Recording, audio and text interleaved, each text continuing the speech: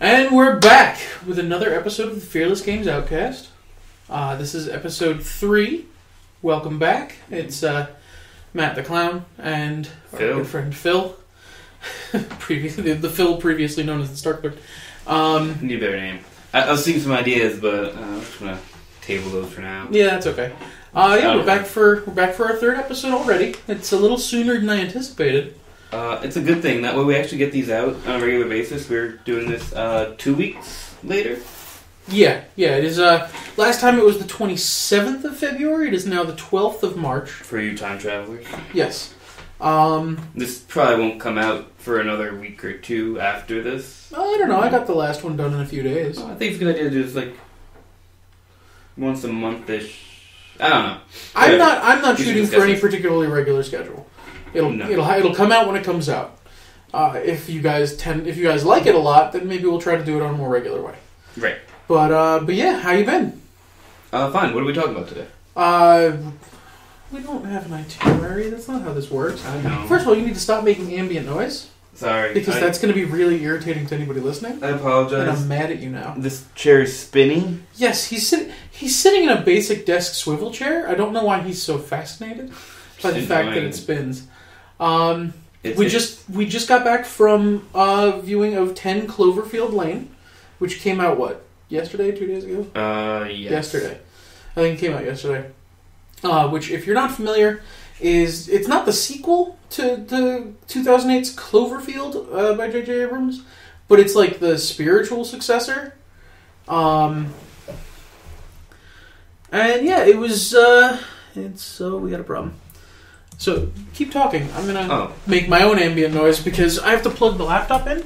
Oh, I see. So, Cloverfield, I'm going to try my best of explaining this. 10 Cloverfield tell them what the original Cloverfield was. The original Cloverfield was a giant monster movie that took place in New York, which starred a random cast of people that were at the party, if I recall, recording it. So, the whole thing is them trying to run away and survive the monster, and it's all in shaky cam. My favorite thing about it was the guy that was holding the camera for the entire movie, Hudson, was just called HUD most of the time as his nickname, which was an amusing pun to me because a HUD is a heads-up display, which is a military term or whatever, not even a military term anymore. It's the stuff you see on the screen. It made sense that he was the guy holding the camera. That might be one of the worst descriptions of a movie I have ever heard in my entire life. I really like those explain stories badly tweets or whatever they're called. I hate you. Oh, they're so good. They are pretty funny. But yeah, the original Cloverfield was, as he said, a giant monster movie that was filmed in first person.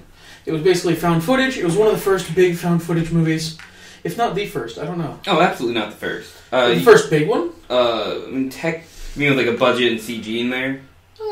That, high viewership. A lot of people went to go see that movie. You're forgetting about the, original found footage movie that tried to make it big with, Blair Witch Project was the first one. Okay, yeah. See? I blocked that one out because it was bad. I've never actually seen the Blair Witch. Don't do it. It's not worth your time. I know how it ends because everyone's like, it ends like this, guys. And then there's the thing with the stuff. And I'm like, I don't care. I just don't care. It's not good. It was a bad movie. Cloverfield was a great movie. I wouldn't necessarily call it a great movie. It's a really good movie. I'd say it's good if you like monster movies and you go in with your expectations tempered. Yeah. Because it was ultimately... It wasn't that satisfying as far as, the payoff went. I don't know. I liked how that movie went overall. I liked the story. It's not a Hollywood movie, in my opinion, with that kind of a Hollywood payoff. But it's enjoyable. It's a story about people just trying to survive and escape a horrible thing. And that horrible thing happens to be a giant monster. It could have just been, anything else. Right. I mean, you're not wrong there. I did enjoy the crap out of that movie. I like it a lot. Mm-hmm. But it has a fair number of flaws, is all I'm saying. Yeah, sure. But yeah, so it's this group of 20-somethings trying to escape from a giant monster attack in Manhattan. But they get sidetracked because one character needs to go find his girlfriend. Mm-hmm. And basically horrible things happen because there's a giant monster attack in Manhattan. Yeah. Usually bad things happen when that sort of thing goes down. Yeah. Rule number 1 of giant monster attacks: don't go back for anyone else. Just get out. Rule number 1 of giant monster attacks is don't be there in the first place. Yeah. Try not to live in major cities that are going to be attacked by giant monsters. So Tokyo, Manhattan, Apparently Trenton, New Jersey. Any coastal city, really. Yeah, coastal cities are really big with giant monsters. Yeah, it's dangerous. Watch out. Why is that? Is it because they like the beach? Well, most giant monsters come out of the ocean. Well, why? Possibly because the ocean is terrifying. Okay. I mean, they gave us a way over-explained version of that in Pacific Rim. I mean, there's an interdimensional rift in the ocean. Right. And I mean... Godzilla was born in the ocean, technically, right? Kind of? I don't know anymore. Godzilla's origin has been written and rewritten 1,000 times. But 10 Cloverfield Lane, which just came out, is not a direct sequel in that, the monster from the first Cloverfield does not make an appearance. At all. And none of the characters from the first one make an appearance? That's not even a spoiler. That's been confirmed for months. Yeah. But it is J.J. Abrams called it a blood relative. Yeah. It's sort of a spiritual successor in that the film is in the same universe, but a different story. So think of it sort of like Tales from the Crypt or Are You Afraid of the Dark, in that the Cloverfield franchise is now going to be a series of vignette stories in the same universe. Which Matt was telling me the other day was what they were trying to do apparently with the Halloween movies. Yeah, the Halloween franchise was originally supposed to be a different story for every film. It was essentially supposed to be like a campfire story thing. Yeah. Like, very much Are You Afraid of the Dark? Mm-hmm. Okay. Which I had no idea about. Like, I don't really watch a lot of horror movies, especially not slasher fix, so I've never really watched Halloween. Well, the first movie was so wildly successful, and people really latched on to Michael Myers, so they went, well, screw it, let's do another one, let's make some money. And then with Halloween 3, which is very easy to forget was a Halloween movie, they tried to go back to that formula and do a different movie. And it flopped because A, people were confused because Michael Myers wasn't in it, and B, it was just generally a shitty movie. Like, it was absolute garbage. I can't explain the plot to you, and I watched it multiple times. You tried to explain to me what happened with it. It didn't sound good. Yeah, it's not great. If you ever decide to watch all the Halloween movies, the suggested viewing order is Halloween 1, Halloween 2, Halloween 4, or whichever one came after 3, and just keep going, but then take 3 and throw it out the window. Just throw it in the trash. Don't watch it. It's bad. What about Halloween Age 2? Better than Halloween 3. Okay. I just remember they were really gimmicky about that when they were doing the trailers for it. I'd rather watch Phantom Menace. Well, that's because it's got lightsabers. Everyone wants to watch things with lightsabers. It's also consistent within its own universe and within its own franchise. Halloween 3 is not that. Okay. Halloween 3 is sort of like if they did Spider-Man 1 and Spider-Man 2 with Tobey Maguire and Spider-Man doing Spider-Man things, and then Spider-Man 3 was about surfing. Or a guy that climbs, like one of those guys that free climbs towers. Kicks. No, not even that related. Like, about surfing and maybe there's a bad guy shark. Because there's a spider gimmick in this. That's the point. Okay. Maybe he's got a spider on his surfboard. Got it. And they call him Spider-Man because he clings to that board for his life. Right. Okay. Anyways, going back to Cloverfield, though. So we were saying it's this spiritual successor. I think what they might be doing moving on forward, just comparing the two movies without saying too much, is it's about people trying to survive. Terrible things or crazy things. I don't know if they've confirmed that much. I'm just, looking at the two movies. Yeah, I mean, it's clearly... 10 Cloverfield Lane, if you haven't seen the trailer, basically, I'm not going to call it a spoiler if it happens in the trailer, but the basic plot is a young woman gets into some kind of a car accident and wakes up in a bunker with a guy played by John Goodman and another guy who I don't know who he's played by. No He's an actor, though. You watched the whole credits, didn't remember. And John Goodman's character tells her that the outside world is completely fucked. Something awful happened, there was an attack, and everyone is dead, and the only way to survive is to stay down here in this bunker because the air outside is literally poison. That's the basic premise. So that does fit in the survival vein. Yeah. So it's possible that the entire franchise will have that survival theme to it. Yeah. Which I like, because that makes it more personal. It's not like you're fighting back. It's not like you're...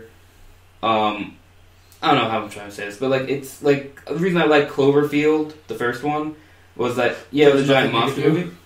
it wasn't like, we're gonna get the military and fight back and be awesome badasses. It was like, we need to get out of here because literally nothing we can do. No. Yeah, I think that was one of the things a lot of people liked about it, and I think that's what drew audiences to begin with. Was that it was a giant monster movie, which we've seen giant monster movies. We've seen dozens of them at this point. And we always see them from, usually that high-end military guy's point. Not high-end, but they always eventually bring it into, a scientist or a military guy or someone that's going to try to do something about it. Right. And it's always done in that third person, and the monster is in a rubber suit, and you get to see the monster the whole movie, and it's not... They're not horror movies. Yeah. And this was a giant monster movie shot to be more like a horror movie. Yeah. In that it was meant to be visceral, it was meant to be terrifying, and it was meant to be very, like you said, personal. Yeah. That's what the first person aspect of it does. True.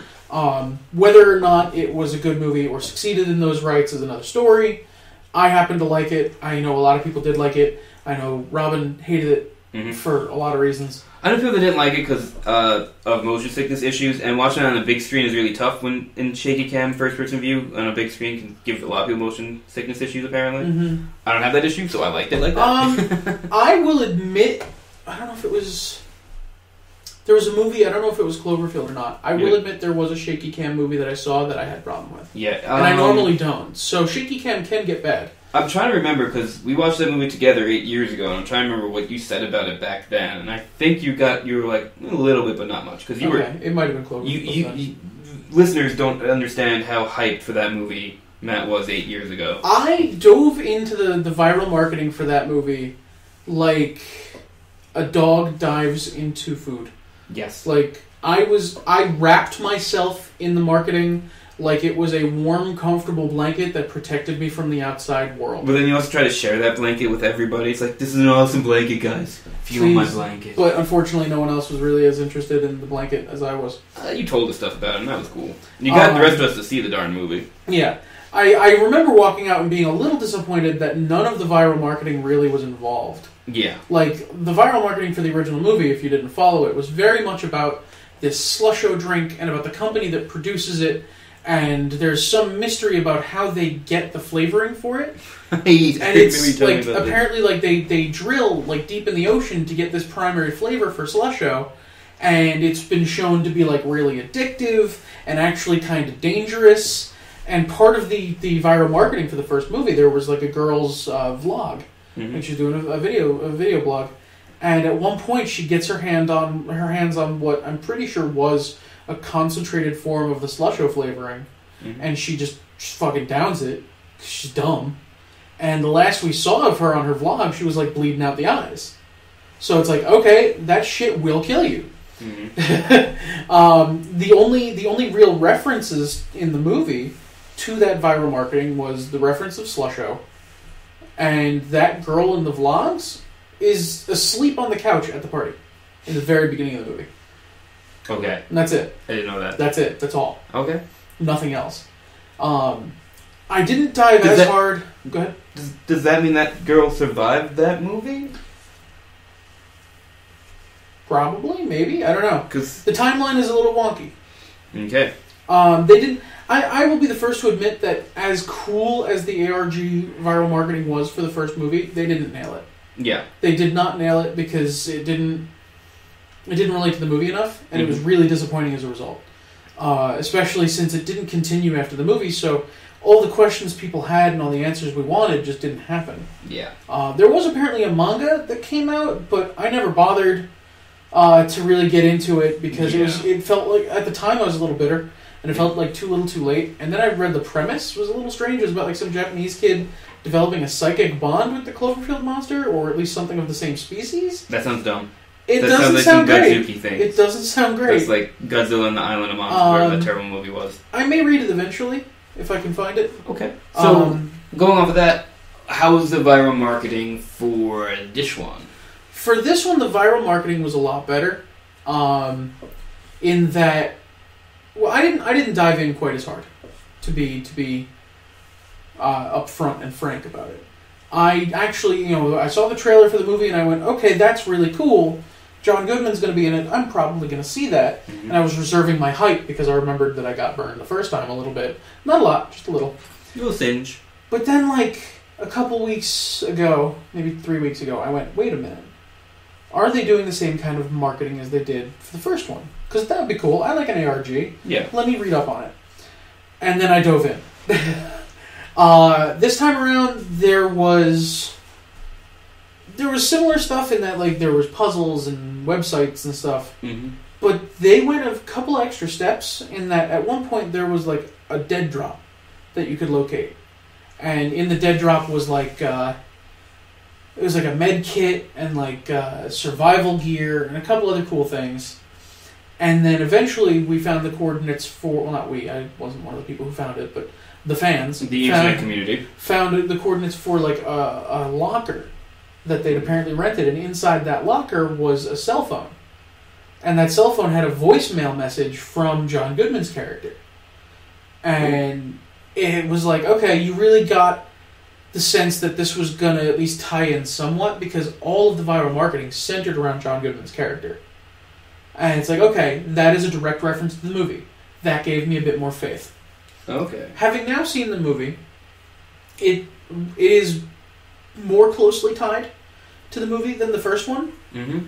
But there are a lot of things that happened in the ARG that were referenced that didn't come up in the movie and weren't addressed in the movie, which I get. Mm-hmm. They can't build the movie to cater to the ARG. Thank you. Cater was the word I was looking for. Cater to the people who followed that marketing, because not everyone's going to follow it. Not everyone's even going to be aware of it. At least not cater to it 100%. Like, you give them that Right. little, like, hey, you did this, and you know a little bit more about this scene. Awesome. Right. That said, I do feel it enhanced the movie slightly. Okay. Because I went in, not a spoiler, relatively early on in the movie, a character named Megan is referenced. Mm-hmm. I went in knowing who Megan was.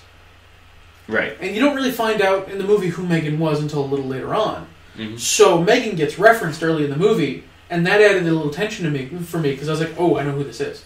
Mm-hmm. You know? So... Yeah, that did, I'm like, okay, another person mentioned when they're going to come back up again. Right. Yeah. Like, to the average viewer, it wouldn't necessarily hit so hard. And I knew, sort of going in, a little bit more about John Goodman's character's, history, what kind of work he did, and all that stuff. So it did enhance the movie somewhat. But the movie itself very much would have stood on its own 2 feet if I hadn't bothered. Yeah. And, the movie overall was actually pretty solid. It had a good level of tension throughout the whole thing. It was very tense. It had a lot of suspense going. Mm-hmm. It was good. It wasn't necessarily scary. I was never afraid. Yeah, no, it's more of a concern than a fear. It was a suspense thriller more than it was a horror movie. Yeah. For most of it, yeah. Yeah. John Goodman knocked it out of the park, in my opinion. He did a great job. I think he's the best part. All the actors did great. Oh yeah, all the performances were good, but John Goodman is sold it. If he was the best part of the movie. If he wasn't good, the movie would have been terrible. Like, mm-hmm. he had to be perfect, and he did a job of that. He really was on the nose. The only thing that brought me out of the movie, though, is that he looks like he's gained a lot of weight. Mm-hmm. Like, more than he'd had before. Like, he did lose a lot of weight a couple years ago. But it looks like he gained it all back, and I'm concerned. Because I like him a lot, but I don't want him to die. Like, I don't want him to John Candy. Like, oh, no one wants that to happen. So yeah, that was the only thing that really pulled me out of the movie, was my personal concern for John Goodman. What pulled me out of the movie, and this is weird, is like, there's the 3 major characters in the bunker. And I'm like, okay, we heard all their names. Is there an acronym this builds? Like, I'm like playing silly games with my brain. Oh God, really? And it didn't. Of course not. They spelled meh. Yeah. M-E-H. Yeah. And I'm like, okay, never mind. They're just random names. I was like, is there any little like joke in here? No. Like, I really did do that, and it's just sad. Yeah, it was a good movie. Check it out if you get the chance. Mm-hmm. Or if you really don't want to see it, you don't have to. But I do recommend it. It was a good movie. Oh, I do want to mention something we saw in the trailers, because I just have to talk about this. Okay. Because you mentioned first-person movies.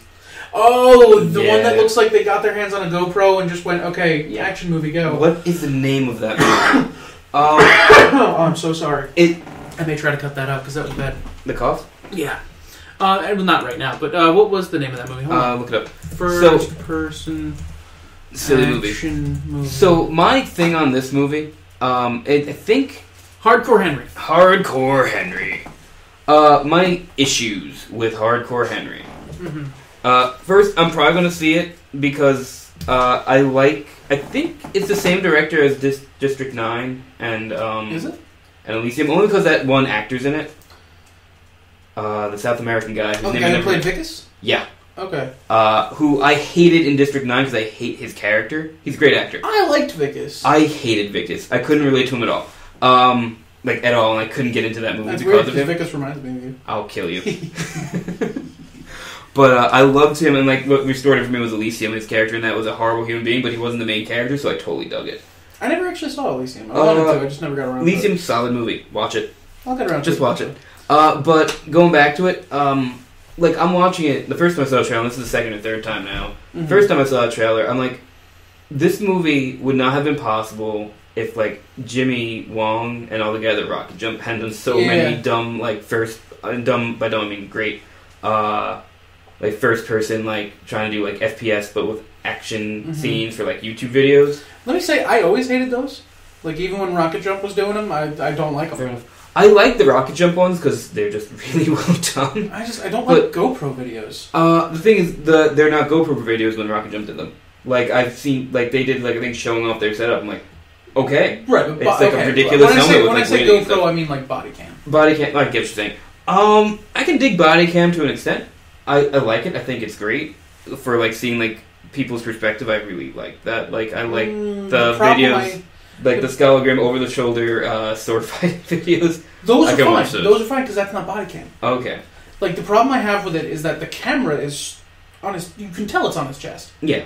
So it doesn't give me the first person experience because when I go to shake your hand. Mm-hmm. In my field of view, my arm is several inches lower than it is in this movie, which is way up in the middle of the screen. Yeah. It's okay, this isn't first person for me. This is some sort of weird, floaty body view. I don't like it. It puts me off. Yeah. It throws off my perspective.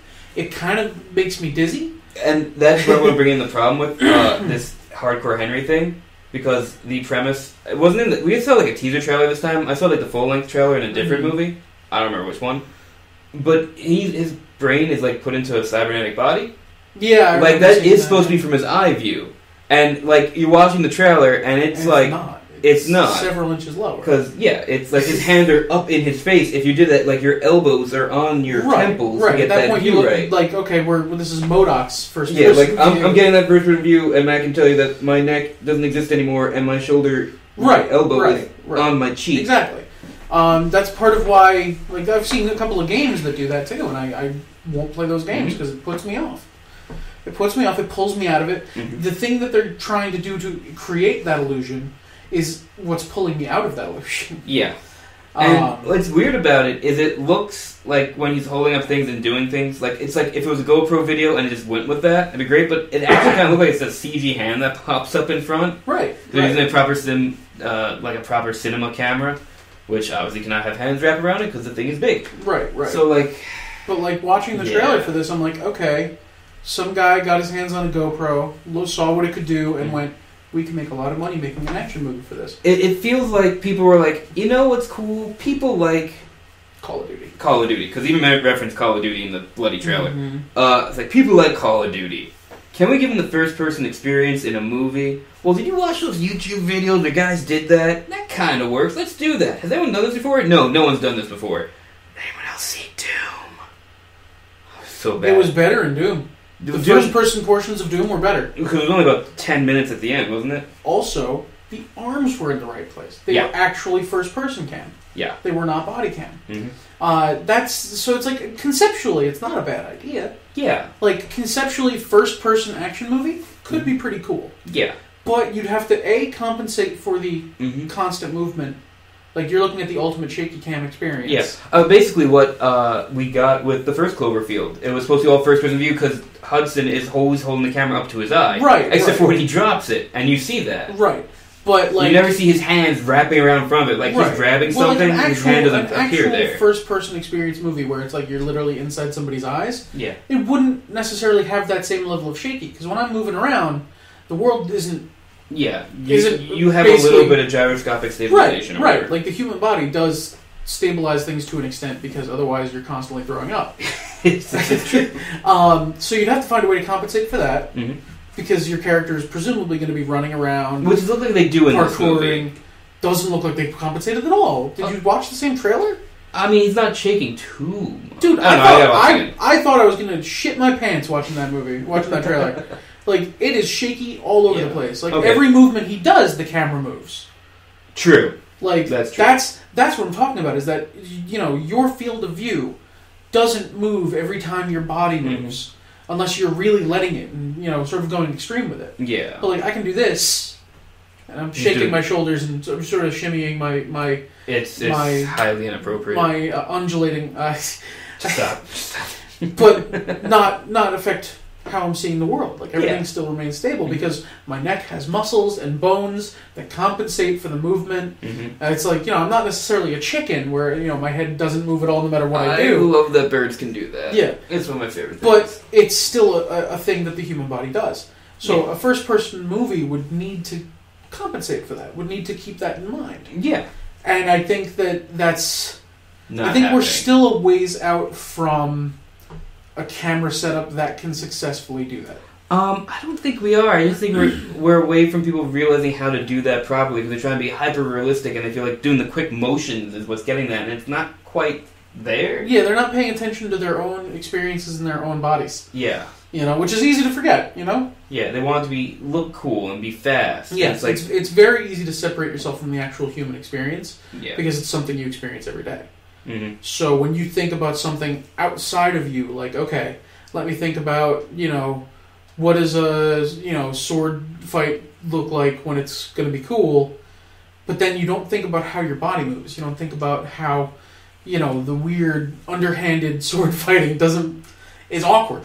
Like, it's very difficult to actually do right, and that's part of why it doesn't, you know, you don't see a lot of actual historical examples for it. Unless you already have the guy on the ground and you're putting it through his face. But that shit is all over movies. Yeah. Movies are all about that weird underhanded sword fighting. The swoosh, swoosh, because it looks cool, and they're not thinking about how, okay, you know, your arm only goes so far, and your wrist only bends so far, so you're not really able to get a full fluid slash. I could go on for hours, but I won't, because I'm sure the viewers are saying, oh... You just don't like... You're just not a real sword master like me with my 1,000 times folded katana and my fedora. Wow. You just said that our listeners sword-wielding fedora men. I'm fairly certain we have at least some sword-wielding fedora men. I'm sure. And I'm sure at least one of them is someone that's a little more reasonable and happens to wear a fedora properly with a suit. Which is what you're supposed to do. Yes. People that wear fedoras and don't wear it with a suit, you are doing it wrong. It's a true story. Go get a trilby to wear without your suit. Don't get a trilby. It's just don't wear a fedora with a t-shirt. A fedora is a suit hat. If you want a casual hat, just get a cap. Just get a baseball cap. It's true. Or a flat cap. A flat cap is also acceptable with casual clothes. True. I appreciate the fact that you use the word cap and not hat, because caps are not hats. Hats are made in molds. I learned this while working with my friend who is a blacksmith hats are more rigid. And used to also make 18th century hats. Hats are things like fedoras and police officer hats. A cap is a soft thing that's not made in a mold in a block. A hat is rigid, a cap is not. So baseball hats are not baseball hats. They are caps. Yes. Though, obviously, I'm going to call it a baseball hat, just like everyone else in the world. Right, because colloquialisms happen. Yeah. But, like, they are different things. Yeah. Fun fact. But yeah, so go see the movie. If you want. If you don't want to see the movie, then don't. I don't give a fuck. Enjoy spending your time more appropriately. Go watch Zootopia. Yeah. I haven't seen that. I want to. I've heard nothing but good things. I was sitting with a friend, and they were like, "You want to see Zootopia?"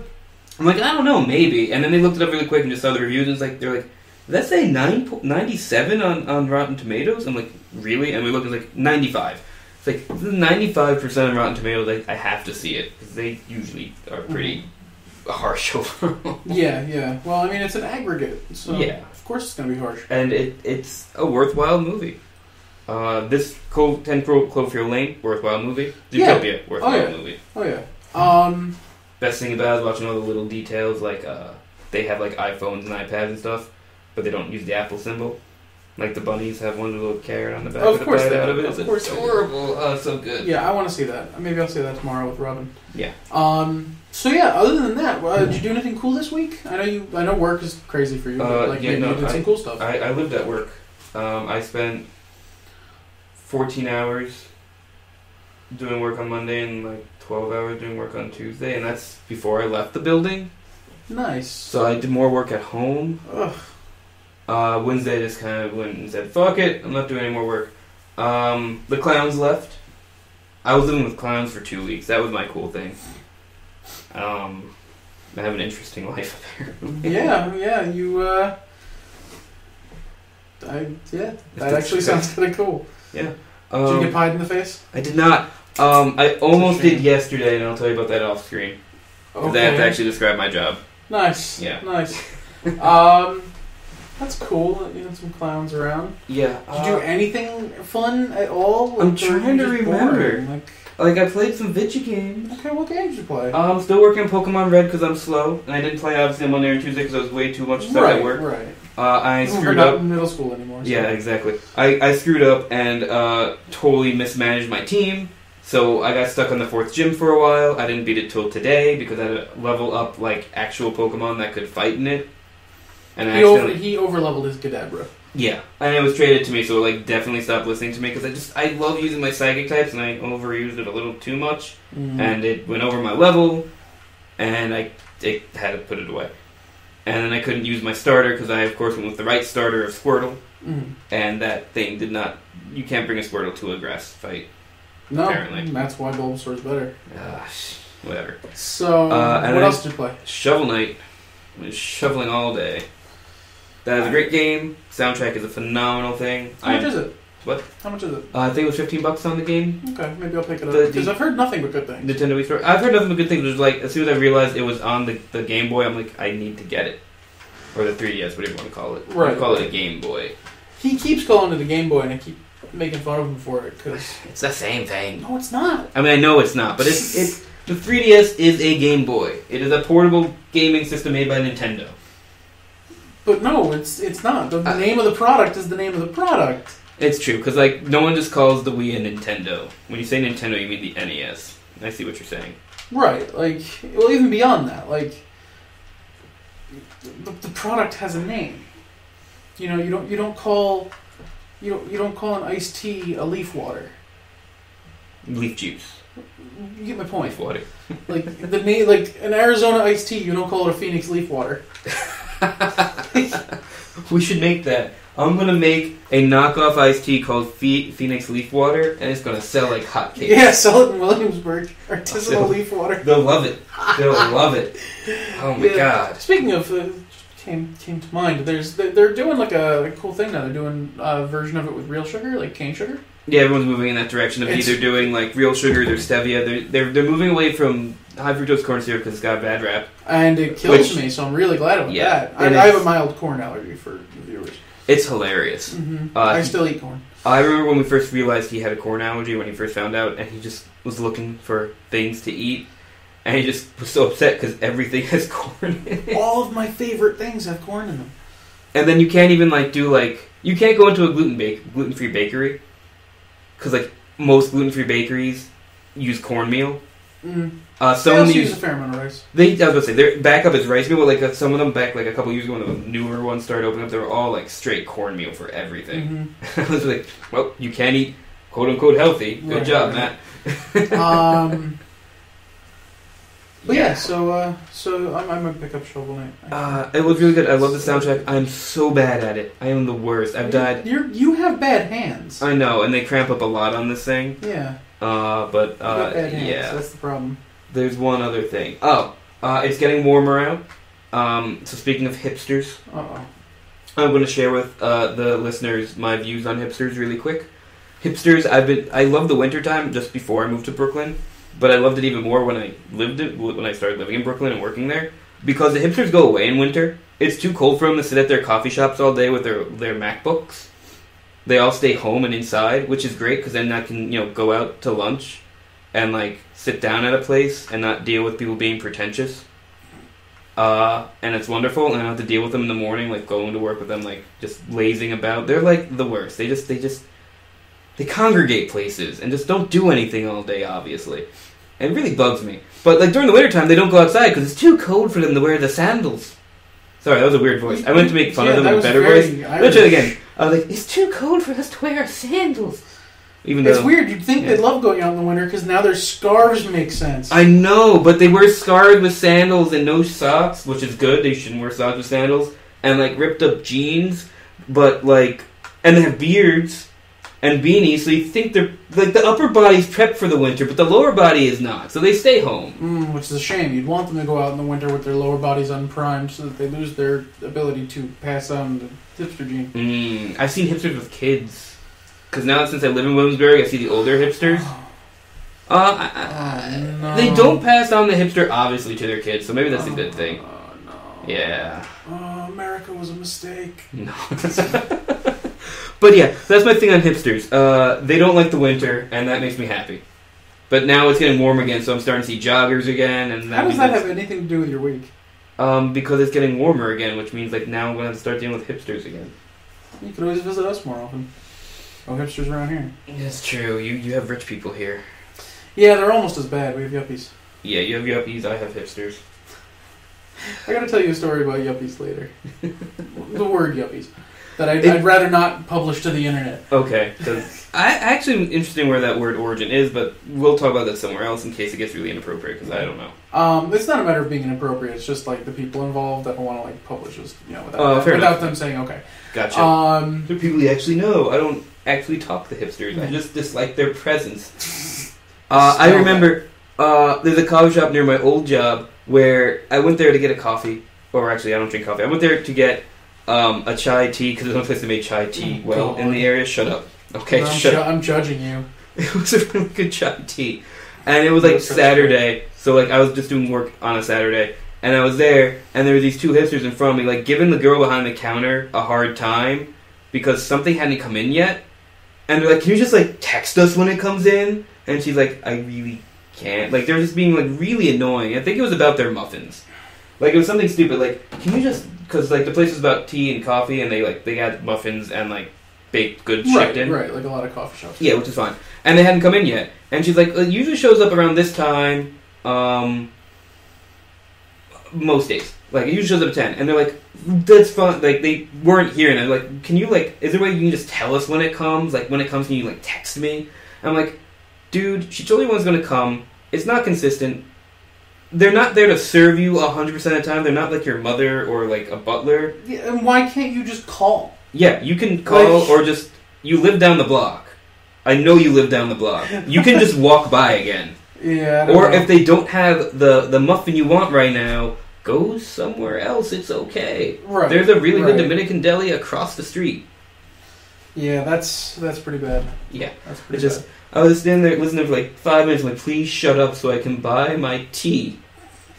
Still judging you about the chai tea thing. What? It was like the only places to get tea in that area was that place or a Dunkin' Donuts.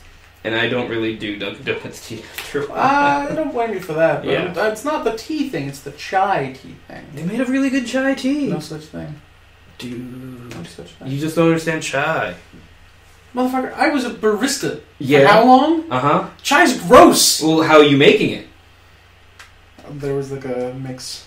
See? Chai tea is not made with a mix. You're supposed to heat chai in a saucepan, What technically with goat milk. What is chai? Goat milk? No, yeah, get out. Which I will get do. out. But like, get out. chai tea is supposed to be made like Goat you're supposed to like please sear go. milk in a pan with the chai ingredients. Goat milk, it's please whatever. go. Fine. I've never had chai with goat milk. I'm going to be honest. Stop kicking the I don't mean to. I'm just fidgeting. I'm sorry. Yeah, you're clearly fidgeting. You're causing problems. I always cause problems. But, like, chai's good. It's not as good as real tea, because I don't think chai is technically a tea, because I don't think there's tea leaves in chai. I'll double check. But, like, properly made chai, you're supposed to sear, like, the chai, whatever, with milk in a pan, and then pour that out, and that's, like, how you make original chai tea. Whatever. And that's why calling it chai latte is kind of silly, because it's just chai juice with milk.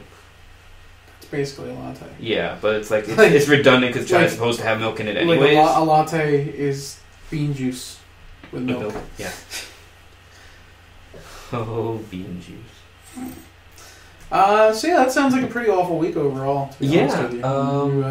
You didn't really have a lot of fun things. No, did you do anything fun this week? I worked my 40 hours. Lucky. I played Pokemon Blue up to the point where I have to go up through Victory Road. And Victory Road is my least favorite part of any Pokemon game because it's just a long, complicated cave where you need to use like a bunch of the different HMs. So you have to have like a bunch of your move slots taken up, or one of your whole Pokemon team slots as your HM slave. And caves are always the worst part of the Pokemon game because you're constantly running into stuff.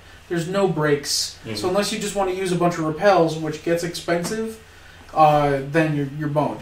So, dreading the Pokemon Blue Victory Road, I'm currently taking a break from Pokemon Blue and instead playing Pokemon X. Because I still have that itch to scratch, because I'm still super hype about Pokemon Go and Pokemon Sun and Moon. Yeah. So I'm trying to scratch that itch. I'm doing another playthrough of X. I'm currently at the second gym in Pokemon X, and finding myself woefully unequipped for it. So I'm currently grinding up a Meditite to take that gym on. Cool. Other than that, I've been listening to podcasts a lot. Yeah. Like there's I listen to the Super Best Friends podcast. Okay. That's a lot of fun. Sometimes they talk a lot about fighting games, and my eyes just kind of gloss over because I'm not big on fighting games. I really like fighting games, but then I've also hung out with people that are really good at fighting games. Yeah, I like the idea of fighting games. I just suck so badly at them that I don't enjoy playing them. Yeah, it's just being good at them is really tough. Even playing through like the campaign modes by myself without another player, I'm garbage at them. I'm just no good. So as much as I like the idea of them, I don't play them because I don't have fun because I'm bad at them. Did you hear about all this stuff with the new Street Fighter? What specifically? That it's buggy as hell. Every game is buggy as hell. But it's really bad. No, I didn't hear about that. Yeah. I'm surprised because if it were really that big of a problem, the best friends would have been talking about it. Yeah, they've been talking about it on the other the video game podcast that I listen to. So. But yeah, I listen to that when I drive. Cool. And usually during my lunch breaks. I've also been listening to the No Sleep podcast, which is a horror fiction podcast based off of Reddit's No Sleep forum. Okay. Where basically they take stories that people post on the No Sleep forum, because basically No Sleep is you go there and there's horror stories and you read them, and one of the rules of No Sleep is that everything on No Sleep is true. So it's sort of like, it's sort of like a text version of Tales from the Crypt, Are You Afraid of the Dark, that sort of thing. So just aggregated from many people. Right, because different people post different stories. Yeah. So they take some of the best stories from No Sleep, and they sort of do like an audio version where they record people, narrators reading the story off, and they have like music and sound effects and all that, and it's actually pretty cool. Like the first season was kind of crappy, but it's gotten progressively better, and in the last March, so the last like 6 months I've been like listening to their whole backlog.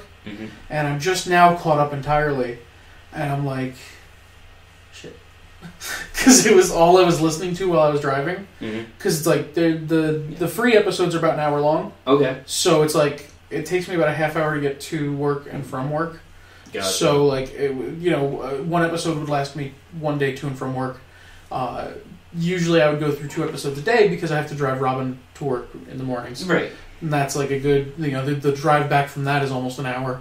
So I was listening to roughly 2 episodes a day, and now I'm all caught up on that. So well, then I can recommend you some podcasts, because I listen to a ton of podcasts. I may get some recommendations from you then. I'm also probably going to buy the season pass for the No Sleep Podcast Season 7. Okay. Because that gets you the full episode. Like the free episodes are like 2 to 3 stories, about an hour to an hour and a half long.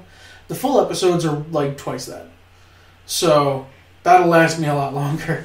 Nice. But I don't want to go back and buy the season pass for episodes I've already listened to, because then I'm sitting through stories I've already heard, and that's I'm going to lose interest. Yeah. I remember the other thing I did this week as you were talking about that. Okay. I watched those wonderful Republican debates. We're not going to talk about it. I was going to say, let's make an agreement to not get hyper political here. We won't. Just because I don't have the energy or the strength. Yeah. And that's with us agreeing on politics.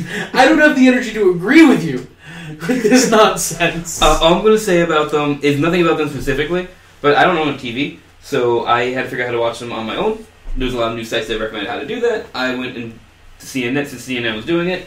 It was on their app, which was great. Download their app, started watching it, and I got there. What I thought was late turned out was precisely on time because they didn't start right away. Mm-hmm. Thank goodness. But like as I'm watching it, there's this little countdown on the upper right hand screen. It's like CNN preview ends in like 3 hours. I'm like, are you serious? You have to count down to the end of the world. You have like a paid subscription for this app to watch CNN stuff. Oh yeah, all the news sites have that stuff now. I hate it. It's like I just want to know what's going on. Like the last debates were like on YouTube, like live streaming. Like thank you. Mm-hmm. So like, as soon as it ended, and actually I fell asleep during it. To be honest, as soon as I woke up realizing I missed the rest of it, I deleted the app. I'm like, that's all I needed it for. Next ones aren't going to be on CNN. The only thing I'll say politically at this point for the podcast, or the Outcast, sorry, this is the Outcast, is to our viewers, if you are old enough, the only thing I want you to do politically is vote early and vote often. Like, just exercise your right, just do it. Research who you're going to vote for. Well, yeah, but just do the thing. Yeah. Do the thing, otherwise you're going to have a bad time. Yeah.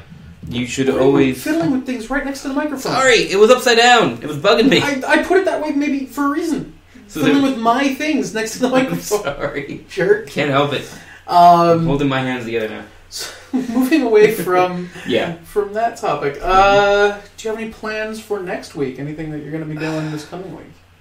Finishing Pokemon Blue or Red? I'm playing Red, aren't I? Yes, you were. Finishing Red. Getting a new SD card so I can put more games on the DS. 3DS, whatever. I'm trying to say the right name here. Help me out. It's a 3DS. Yeah. I would correct you if you were wrong. Gosh, I don't know after that. I got my new bag for my Infinity guys. They're sitting here right now. Yeah. If you're playing Infinity, by the way, there are made for Infinity bags by Battlefoam that are actually really super affordable. Mm-hmm. So I highly recommend checking them out. Battlefoam.com. Yeah, I think so. We did an interview with a guy from Battlefoam 4 years ago. Yeah. Their Infinity bags are solid. Their product line. Their product line is good. Yeah. I've never met anyone who had an issue with their product line. I know, like, the owner hasn't always gotten along with people. Who's the guy we interviewed? As long as the products are good, I don't care. Like, as long as he's not like killing babies and like employing slave labor, I'm fine. But like, I got you have the Alpha bag, which I'm trying not to kick right now, which is a solid bag. It's hard outside, so whatever. It has like 2, 3. It has 2 armies in there right now. So Robin and I share an alpha bag from Battlefoam, and right now we have my combined army units, which is a fair number of units. Yeah, like I have several different loadouts I can do. Her Yujing, which is similar in size. Yeah, you both have like near 600. My Yujing units, her Nomads. And my Pano. To be fair, the Nomads and Pano are just the stuff that comes in the Operation Ice Storm box. Starter one, so that's 6 figures each? Something like that. Yeah. It's still like close to a full army regardless. So honestly, we're looking at a total of 3 full armies and 2 near full armies. Yeah. Looking at it from our 40k days, it definitely will hold a whole Space Marine army. Up to probably 15 to 2,000 points, as long as you don't have anything too gigantic in there. Like just infantry and a couple of rhinos. The only bad thing, if you wanted to use the Infinity bag for 40k, is that it says Infinity on the bag. It has the Infinity logo just stitched on the front. So, if you have friends who are the kind of people to give you shit about something like that, then you might want to, put some tape over it. Yeah. But otherwise, it's a solid, affordable option. Yeah, it's about the same cost, or a little less than the... Who do we used to use? I don't remember. Sable. Sable's a little bit more expensive. I remember that. The Infinity Alpha bag is $80. It's $79 and change. Yeah. Before shipping. Super affordable. Under $100 even with shipping. Yeah. The Infinity Beta bag is $40. It's like 40 and change. Yeah. It was 40, and I'm really happy with it. It fits my army almost in its entirety. I think it will fit in its entirety. I just haven't finished painting it. I haven't fit everything in yet. And actually, because of that bag, I might have a little trouble at this point because you have your trays almost full already. Yeah. And you still have, I think, 4 or 5 guys that I need to prime. Yeah. But they'll fit with the tag in the side thing. It'll be tight, but I'll fit the whole army easily in that bag. Mm-hmm. It's tiny. It fits in my backpack, which is kind of cool. And it's still just as secure. Yeah. Like, I brought it here on the subway and the train to get here. That's the thing I like about Battlefoam over Sable is that, like, they're hard cases. They just feel more secure. They feel a little bit better. But there's something else about it. This is not meant to be. We are not sponsored by anybody by Battlefoam. But speaking of, let's take a word from our sponsors.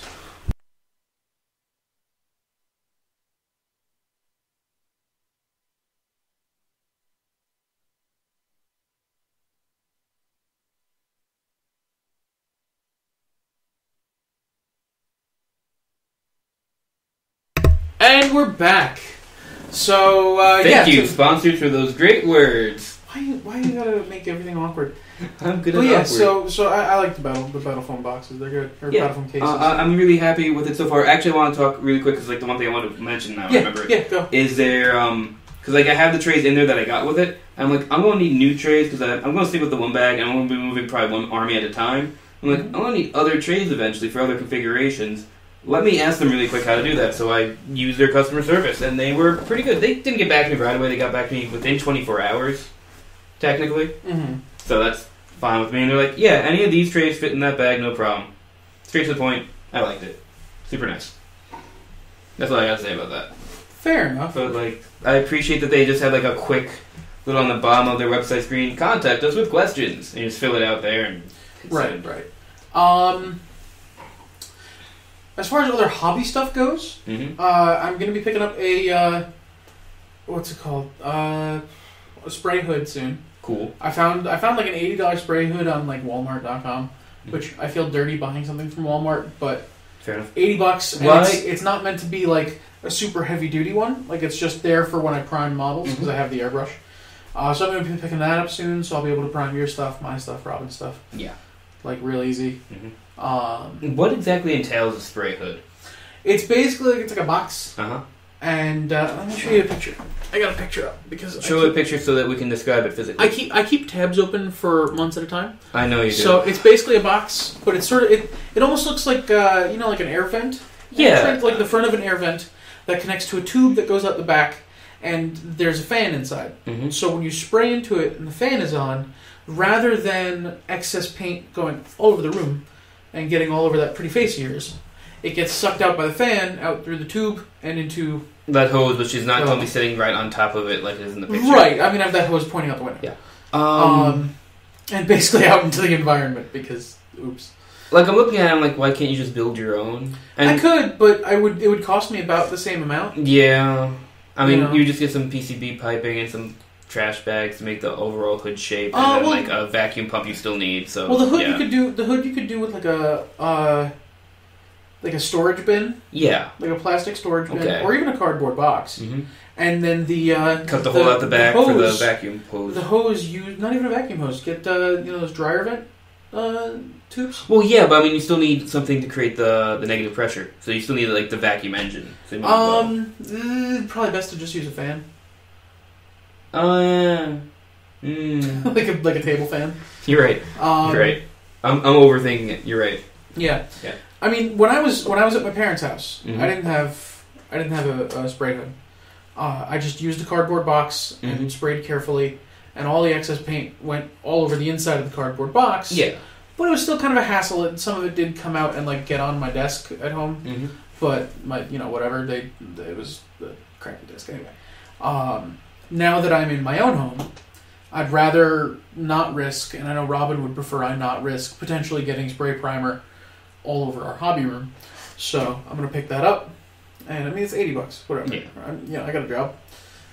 You have jobs. So that's my next step when it comes to hobby stuff. I've been working on my Infinity stuff, though. I really need to get back onto my painting. My Infinity's just on hiatus until I prime all your stuff. You prime all my stuff because I'm going to be lazy and that's part of why I want this to be my next step, so I can get your stuff back to you. Thank you. And then also I still need to get bases for the next batch of guys. Yeah, I need to order more bases for my combined army. I ran out. I think I have one less than I need. Yeah, it hurts. My problem with my bases is I was an idiot. And I'm like, I really want this really specific base, and it's really tough to find. It's, I think it's Antiochtics, or however you say it. Antennicitis or Antennicitis? ANTNOCITIS. Whatever. They're not an American company, which isn't a big deal. Yeah. But are like, they UK based? I think they are because it's in pounds. Yeah, that's UK. Yeah. It's just like, and it's like, it's really hard to find them on their website because I think they're planning on discontinuing that set soon, it feels like. So I have to order them because it's like they're tri-hex. Do you remember the name of it? Yes, they're tri-hex bases. Like, I found them, but they were really annoying to find the first couple of times. Well, let's take a look. Like, I found, like, the larger ones, but I couldn't find, like, the 20mm ones. I'm like, what the heck, guys? I need these.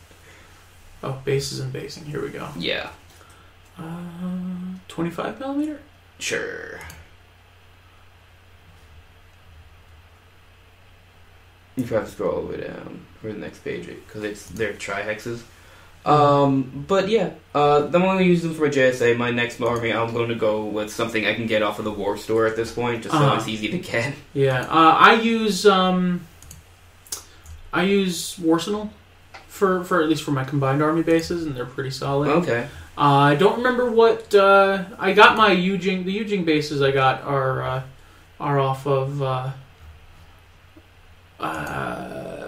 War Store. I don't remember what company made those. I've seen the ones you used for the Yujing bases. Oh, I'll show you. What are the ones they're sort of. Oh, actually, no, they're right here. I think they're the landing pad ones. Yeah, they're these. Ah, I think I may have ordered them off of the War Store. I don't remember. Fair enough. What are the ones you use for your combined army? Because I'll be honest, I don't really like those ones. These the Tunguskan bases by Warsaw? No, the ones you use for your combined army. That's those. The dark plastic ones. Yeah. Have you seen them painted? No, but I didn't think they were those. They're just like I thought. That's one painted, and I'll show you one unpainted. They're so weird because I'm used to bases being like either like and that's unpainted. The other kind of resin, either being resin or the other kind of plastic. Like I don't really like them because they're too smooth.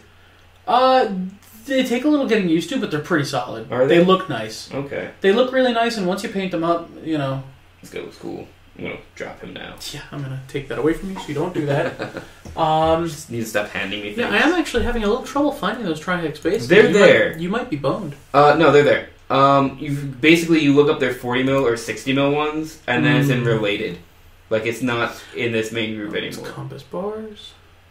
Yeah. Oh, those compass bars are great. Oh, no, it says compass bars. Yeah, it was the compass. Oh, I see what you're saying. Those compass bars are rough. Yeah, so I had the compass bars, or I tested them on my models, and I'm gonna rip them off. They're not bad, but Matt found a handy little quick tool of we're just gonna paint the 180s. Yeah, I think it's Game Nerds is the company that makes it. Yeah, it's neat. It's almost like a little protractor. Yeah, and you slot your bases in there, and then you can paint the rest of the side of the Foundry tri-hex bases. Bam. Yay! Done. And you get things of those, and then I guess the 60s. I don't like the tri-hex bases. They look like penises. How they? Whatever. Whatever. I wanted a sci-fi looking tile set. Fair. And I'm like, hex isn't enough. It needs to be a tri-hex. Oh, God. Taking it to the next level. Gotta go next level. Extreme hexing. That's what I was going to say. Extreme hexing. That's good. Yeah. Well, that's where I'm at with them. I mean, most of the stuff for the tournament we're going to do, I have painted except for my Keisotsu and my bikes. I almost did my Seibutsugaku, and that is not a unit at all. That's the word for biology. Robin ordered a pizza, by the way. Sweet. Yeah. You have the best fiance. She's pretty solid, yeah. She ordered us food. I'm not going to complain. We got to get the vet to paint up his pano. Yeah, well, I mean, once we set a date for the tournament or a deadline on that, he'll get it done. I mean, I set a tentative timeline around June, didn't I? Yeah. We're going to try to have our event in June. Yeah, we have a couple of cool events. This is March? Yeah. Yeah, we have a couple of things coming up that we just thought of like this week and last week. Yeah, we just have to write it down and actually do it. Up. We have that Infinity tournament we want to do. Mm-hmm. I'm sure there's some kind of battle reports we want to do somewhere in there. I'd like to do a couple of Infinity battle reports in general. We should. The big problem I have with battle reports is figuring out how to film it. Yeah. I need to go back and actually watch other people's battle reports and figure out what I like. Same. And figure out what's easy for us, because true facts, when we did all the other battle reports that a lot of us liked, like the BFG ones, actually got me to stop playing BFG. The reason a lot of you guys haven't seen BFG for a while on the channel is you won't play it anymore. I stopped playing. After the 3,000 point Planet Killer mission, which was not the last thing we filmed, I stopped liking BFG because I couldn't just sit there anymore. That took us over 8 hours to film. Yeah, that's too much. And it killed me. And like I still love BFG and Tau ships and Imperial stuff and spaceship fighting, but I just don't want to do it anymore. Yeah, I don't blame you. But yeah, we have the Infinity tournament planned. I'd like to do some Infinity battle reports once we figure out a good format. Mm-hmm. I have some more painting content that I intend on filming soon, like some more Joy of Painting minis. Mm-hmm. We also have a painting event that we have planned. We're working on the logistics of getting it done now. I don't want to give you all the details just yet. Everything I'm doing for the channel has nothing to do with the channel, so you won't see anything from me anytime soon, unless I'm working with Matt or Biz. Yeah, but we are trying to get more content out to you guys. Yeah. Because, well, no content means no channel. And we don't want that. What else is there? Crap. I forgot. I was going to say something. This is just the best podcast. We need to write things down. We are just professional. We made a point not to have a plan of conversation. And now it's fucking us. And it's directly in the bun. We should have at least written down key points we want to bring up. Even though we discussed key points and then we ran out. Yeah, now we're just kind of talking. But there was something to go with that I was going to say, and I forgot. I think that one other thing with the battle with Infinity is we don't want to get a million people going you missed this rule, which is fair because people always miss rules in war games. I understand. Yeah, we're gonna mess up the rules, which is I think part of the reason we should start doing battle reports before the tournament. Yeah, because then we'll get all those comments out of the way. That's true. Well, we'll get some of them. Right. Because again, Infinity has a ton of rules, and we had some problems with flamer templates and smoke templates for a while. We still have problems with those. I think we fixed most of that. Yeah, but then we keep finding more. Infinity's a complicated game. Which is wonderful. Yeah, I love it. I still love the fact that when I sit down and play one of you guys one-on-one, it's just it's a very different game. It feels good. It's a very different game playing one-on-one versus three-person free-for-all. Mm-hmm. I'd like to try a four-person free-for-all. I think that'd be better. The 3-person is tough because I don't do well on 3-person free-for-all ever. I get overwhelmed in the directionalities and I can't handle it. There's no way to ally really properly, and I just end up getting scissored. Three-person free-for-all is actually the only situation I do well in. It's true. I don't tend to do well with one-on-ones. Yeah. Just because I'm bad at strategies. Sometimes. Well, that's why you play a hyper-aggressive force. Your strategy is throw smoke, run through it, kill the guy with your stick. I love smoke.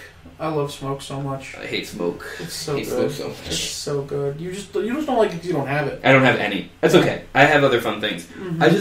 I like the game because when I sit down and I'm playing it tactically, it feels visceral. It's not like 40K visceral. Where it just feels like numbers sometimes. 40K lost me because in a large enough game, and by that I mean anything larger than a basic kill team game, to me it felt like lumbering along, plodding through the game.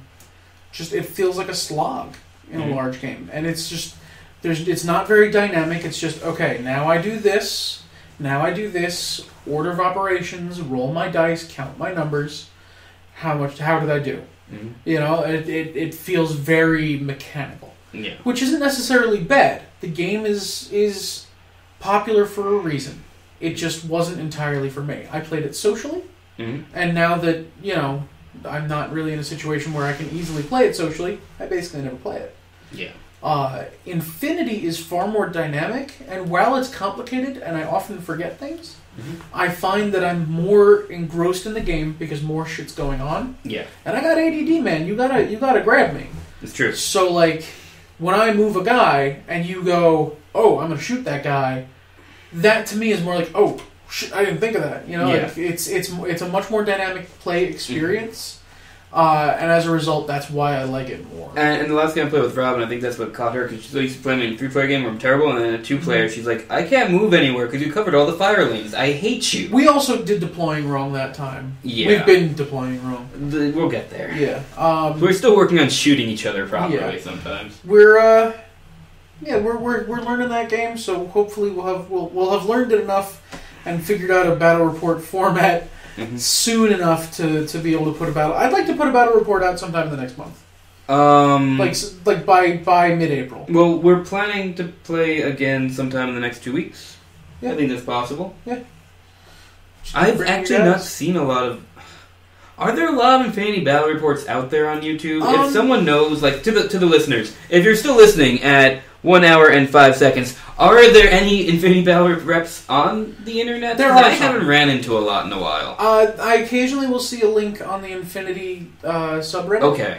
But I have mostly browsed the Infinity subreddit while at work. And I can't watch battle reports at work because YouTube's blocked. So I haven't watched an Infinity battle report yet, but I know that they exist. Okay. So we'll have to watch a couple of those. I'd like to see what other people do to really capture their games. Because that'd be cool. If I find any good ones, I'll shoot them your way. I'll email them to you or something. Sweet. So we're at 1 minute and how many seconds? We're at what do you mean? 1 hour, rather. We're at 1 hour and 6 minutes right now. Okay. Which is twice as long as our last one. We were trying to shoot for 30 minutes on each one of these. No, we weren't. The last one we did is 30 minutes, and the first one we was had 30 people minutes. over. That's true. And they were loud listening to that on YouTube. I'm like, oh my god. The timing on that was perfect, though. Because I apologized for the laughing and screaming, and then Big Mike lost his shit completely over something. Yeah. It was perfect. They told us what it was later. And I don't remember what it was. It wasn't that memorable. Yeah. But that was, like, listening to it while we're recording in here, it wasn't as loud as it was on the recording. Well, I mean, it was. It just didn't seem it. Didn't seem it. I didn't realize how sensitive your microphone is. I bought a good microphone. That's part of why I'm like trying to push us to use it, because I paid money for it. You darn right. Like, I bought this microphone. It's a Blue Yeti USB microphone. I'm sure you guys are familiar, or at least some of you are. I bought it specifically to participate in the Fearless Games podcast when we first started, because I had a really crappy microphone that kept dying on me and it just wasn't very good. So I went out, and I had a little extra money at the time, so I went out and I bought a really good USB microphone because I didn't want to get like a really weird setup that I'd have to struggle with. And I read reviews, and the Blue Yeti was reviewed to be very user-friendly. I've never seen a bad review for a Blue Yeti. And since I bought the Blue Yeti USB microphone, I've been in, 5 or 6 total podcasts? It's more than me. I stopped showing up to the normal podcast because Sunday's a bad day for you. It is.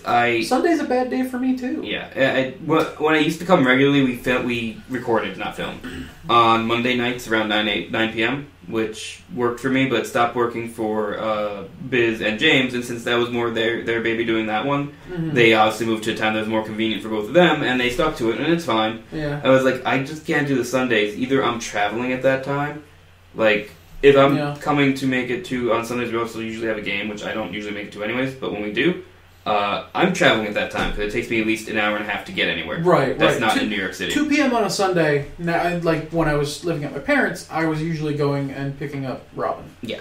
Because she doesn't drive. 2 p.m. on Sunday, now that I'm in my own home with Robin, you're preparing now for we're guests. preparing for guests, exactly. Cleaning the house up, making sure that we have drinks and stuff. Yeah. And so it's just generally not very user-friendly for me. Also, I work usually one day out of the weekend. I have a 6-day work week, technically, for those of you that listen. Wine.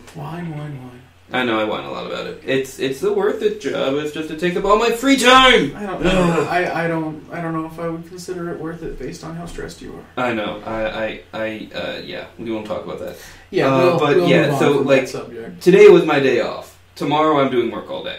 So, yeah. Shame. Yeah, I mean, I'd like to do the podcast a bit more, but we'll get there. Yeah. We were also at one point trying to figure out how to do RPG with us on the internet, so we still haven't quite figured that out. Yeah, once we get the logistics of that done, that'll be good. Yeah. But part of that falls on me because I go like, we should do it, now run the game, but then I never actually go through with running a game because I'm afraid of running games. Right. Yeah. You really should run a game at some point for this group, though. It's a good group. It's a good group to run a game for. Our current gaming group, to be completely honest, is really big. It's not as big as it used to be. I'm just more comfortable with like 5-6 people total, including myself. Oh, well. Then we're one person over. Yeah, but that changes the dynamic so much. It's really hard to like I can't figure out how to run combat in that situation at all. Don't do it. Don't do it very often. Well, you know how I run combat. I usually don't. Right, so that's your solution. Yeah. I had a problem with this group. I ran that pirate game last year, and we had so many people. Like it was a larger group, I think, at least at first. Yeah. And then Beth stopped being able to come, and then you stopped being able to come, so it wasn't so bad. I was sad I stopped coming because I liked my character. My mistake was running a 15th level Pathfinder game with 2 people who were like super power gaming. So boy, did that go wrong. Yeah. Also, nobody stuck to the pirate theme except you, and I was really mad about that. Yeah. I wasn't mad about that, but I was frustrated by that. Yeah. Because like you and the vet's first character. We're both playing swashbucklers. We're pretty pirate themed. We're sailor themed, and then the vet's first character got murdered by the party. By Robin's character, who was also fairly piratey. Yeah. To be fair, he died because of racist reasons. The world that was being played in was very much an anti-drow game. Racist reasons. He played a dark elf. Yeah. I had told him that the world was against him entirely because dark elves in that particular setting are, not particularly loved. It's a setting where Drist doesn't exist, so there were no good dark elves. He was given a lot of warnings about it. You probably shouldn't play that. He still went ahead and did it, yeah. And Robin's character, who was half elf, ended up murdering him, basically in his sleep. Yeah. Not fully in his sleep, because elves don't sleep. Yeah. During his meditating time. And the next character he brought in was not particularly piratey, and then when Rob's first character left, he brought the last piratey character with him, Robin's first character. Yeah. So after that, the whole group was just not pirates at all. It was just a bunch of dudes on a ship. Mm-hmm. And that made it very frustrating for me because I'm dealing with, now I had like 2 or 3 spellcasters at that time, and I was never supposed to be that. And that was part of the thing that was frustrating for me, but I'm the kind of DM that won't turn down a character unless it's really, truly awful. Yeah. So I can... a weird mix of things going on. I can see where you're coming from, where you want to be careful about running a game of the group. I think you're capable, and I think you're selling yourself short. Mm-hmm. I will tell you that the next game I run for this group will be a Pokemon game. Gotta catch them all. I will. Hopefully we can record that. That would be good. Yeah. Oh, I know that I promised to run a Star Wars game for you guys at some point.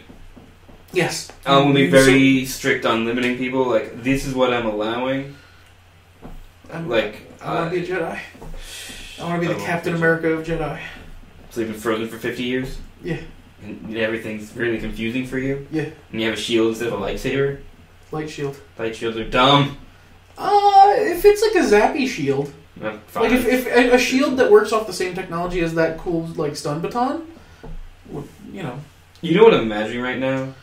The only energy shield we saw in Star Wars? Episode 1. Oh, like you're just carrying a droidicon around?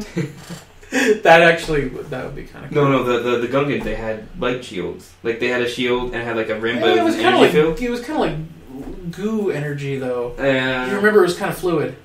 Sure, kind of. Let's not. Well, the whatever they call their. Let's not talk about the Gungans. Okay. I don't hate Gungans. I just don't like Jar Jar. The Gungans were so poorly executed in general. Yeah. They could have been a really cool species, and they just were so poorly executed. Kind of cool in the RTS that I don't remember the name of, like the Age of Empires of Star Wars. I don't play RTS games. I'm so bad at them. The only cool, like, I played that game a little bit and I enjoyed it, but way back in the day. My favorite thing is I liked playing the Trade Federation back then because I love Droidicons to destroy droids. Droidicons are the best. Droidicons are one of the best things to come out of the prequel movies. Their super weapon in that game was an artillery-sized one of those. I was hoping you'd say that. So it was this big, lumbering, rolling sphere, and it would stop, legs would pop out, and it would just open up, and it was just like this giant, like, piece of artillery that would shoot at things. That's awesome. And it was surrounded with Droidicons. I had like 200 Droidicons. Forget the standard infantry things. They don't need to matter. Yeah, no. And then, like, great. If I had, like, a hero unit, it was Darth Maul, but that was only in, like, campaign. Did you see that Darth Maul fan film that came out? Maybe? It's called Darth Maul Apprentice. No. It's really good. You should look it up. It's pretty. Check it out. I've seen. Check it out. It's nice. Quite nice. Quite Check nice. it out. Inside I found this ridiculous. It's not even ridiculous. It's just so internet. I found this YouTube channel in which an Indian gentleman just reviews the most random assortment of products. Like he had like a Burt's Bees, and he's got the Burt's Bees thing. He basically reads off the ingredients, tells you the, tells you what he thinks of it, tells you it's a good product. He has yet to have a bad review that I've seen. That's and then he ends every review with "Quite nice, check it out," and the name of the channel is "Check It Out." So I was watching that shit for like an hour and a half the other night. And they're 2-minute reviews, so I watched a lot of those reviews. After all of your hype about it, I'm really looking forward to watching this channel. I'm only really a little picky because I don't watch random reviews for things. His food reviews are better, or rather, his food stuff. Like the Burt's Bees review is good, but his food reviews are pretty solid. He has a Winnie the Pooh pencil case review that I haven't watched just because I don't care. But his food reviews are pretty solid. That's where you drew the line. You don't care about pencil cases. Yep. Got it. But overall, I would say his channel is quite nice. Check it out. I think we're done. Yeah, I think okay, so we're currently at an hour and 15 minutes. Yeah. Final thoughts, go. I was expecting final thoughts. I don't know what to say. Go play video games. Go enjoy your gaming. I'm going to paint stuff in 3 weeks. Okay. That's good. Potato. You fucked it up. You fucked it all up.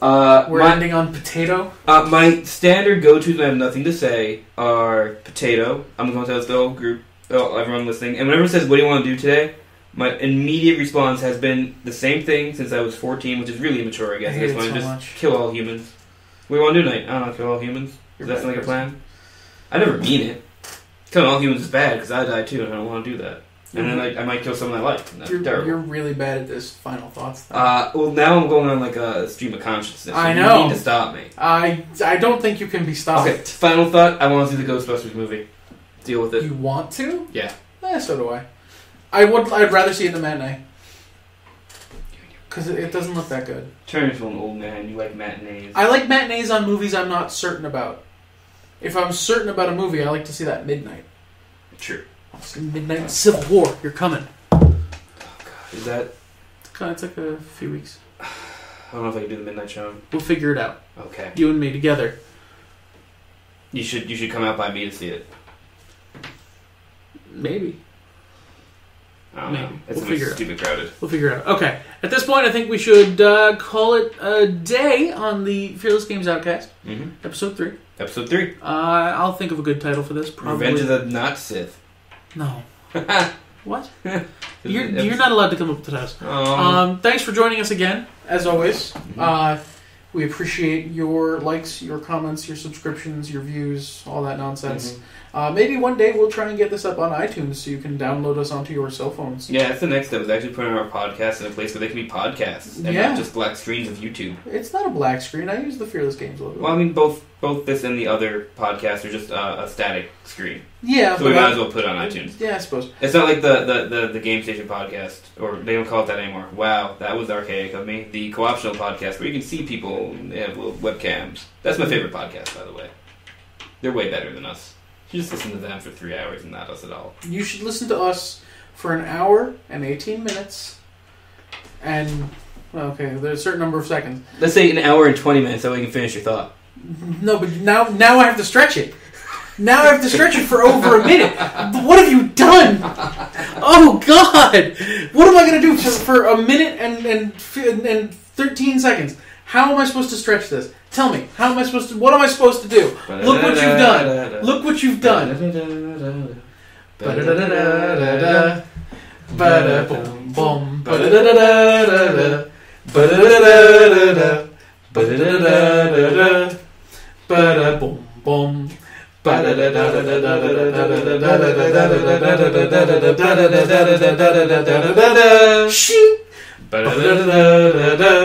Boom, boom. Shit. Not enough. 4 more seconds. You damn it. Fuck. You should have waited to... Screw it. We're ending it. It's over. Everyone go home.